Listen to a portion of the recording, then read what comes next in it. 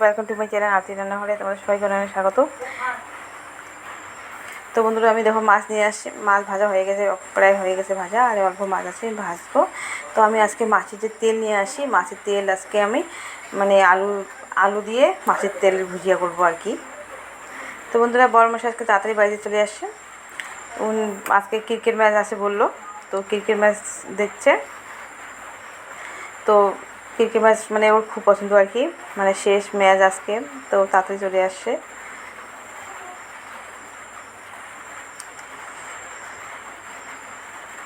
তো মাছ ভাজা আমার প্রায় হয়ে গেছে।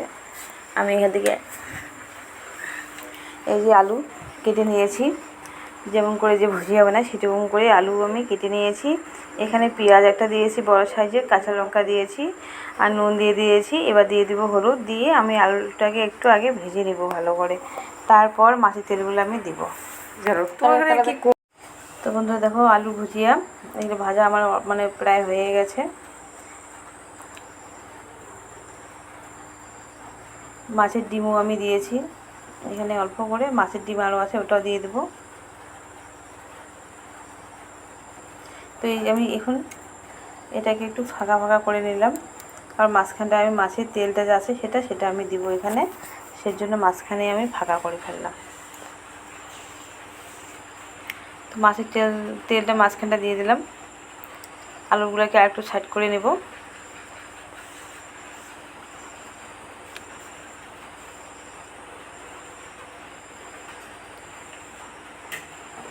তো বন্ধুরা দেখো, মাছের তেলটা আমি ভাজতেছি ভালো করে, আরও ভাজা হবে, পুরো ভাজা হবে। এখানে হালকা করে দিয়ে দিচ্ছি একটু গুঁড়া লঙ্কা,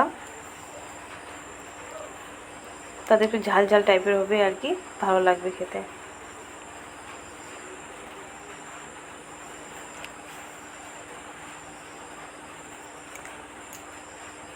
তো দেখো, বড়মশাই এখানে টিভি দেখতেছে, তোমাদের দাদা টিভি দেখতেছে। টিভি দেখতে দেখতে বলছে একটু মাছের তেল খাবে গরম গরম, তো আমি দিলাম, এই যে খাচ্ছে। তো মাছের তেলটা অতটা তিতা নেই, মানে ভালো আছে খেতে আর কি।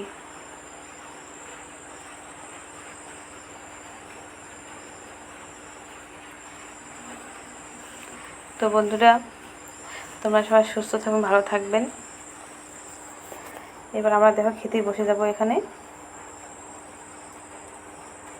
এই যে ভাত খেতে বসে গেছি। শুধু মাছের তেল না, মাছের সাথে মাছ ভাজা আছে, আবার ডাল আছে, আবার তরকারিও আছে। তো আগে মাছের তেল দিয়ে ভাত খাবে বলছে, সেই জন্য মাছের তেল দিয়ে আগে আমরা ভাত খেয়ে নিচ্ছি, তারপর বাকি সবজি দিয়ে খাবো।